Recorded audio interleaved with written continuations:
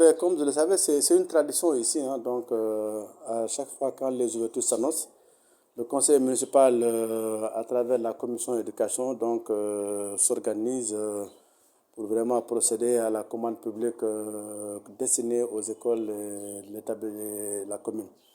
Et comme vous le savez, donc, l'école a déjà ouvert ses portes. Donc, il fallait, nous, en tant que municipalité, vraiment de faire en sorte que les enfants puissent bénéficier des fournitures afin que les cours puissent démarrer le plus tôt que possible. Oui, la dotation cette année, elle s'élève à un montant de 15 millions de francs CFA TTC, donc composé essentiellement donc, des fournitures donc, de l'élève, cahiers, bics et autres, plus aussi le matériel de l'enseignant qu'on a donc prévu, les registres d'appel, journaux de classe, les fiches Bristol, tout ça. Donc il y a aussi des rames de papier qu'on a mis à la disposition des équipes enseignantes. Déjà, ils ont bénéficié auparavant donc, des ordinateurs et des photocopieuses. Pour chaque codec a son matériel, donc qui nous permet quand même, qui nous permettra d'aller plus vite dans les évaluations standardisées qu'ils organisent au cours de l'année. Nous leur avons aussi signifié que les écoles ne doivent pas souffrir de la reprographie parce que tout simplement la municipalité est là pour les accompagner. Tout sera pris en charge dans ce domaine. Parce que nous voulons, quand vous voulez avoir des résultats, donc il faut vraiment mettre les moyens à la disposition des établissements pour vraiment résorber le gap. Oui, vous savez, en fait, je ne dis même pas que ce n'est pas des doléances parce que j'ai toujours dit aux responsables des codecs de nous faire parvenir les besoins, que ce soit en début d'année, en pleine année scolaire ou bien en fin d'année. Parce que c'est une question de planification. Donc, ce n'est pas aux maires de planifier, c'est aux enseignants, aux chefs d'établissement de se réunir, de planifier. Et ils savent combien utiliser en termes de rames de papier.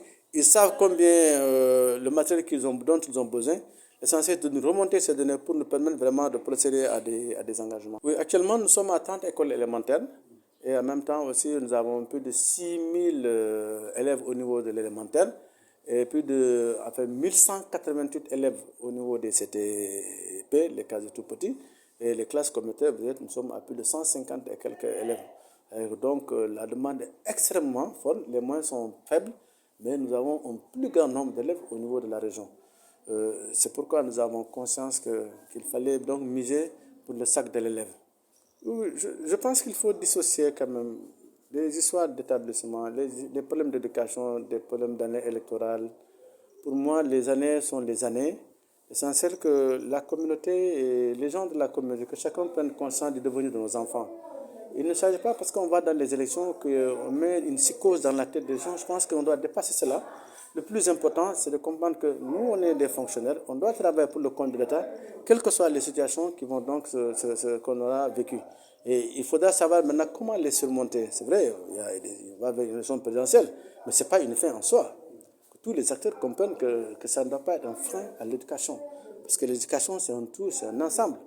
Et j'ai tantôt même cité la célèbre phrase de Philippe Mérieux, que lorsqu'il n'y a pas une bonne organisation pédagogique, sociale au niveau de l'école, qui est une entreprise, il y aura toujours des échecs. Et je pense qu'à des niveaux de responsabilité, il est quand même important que les gens prennent cela en compte.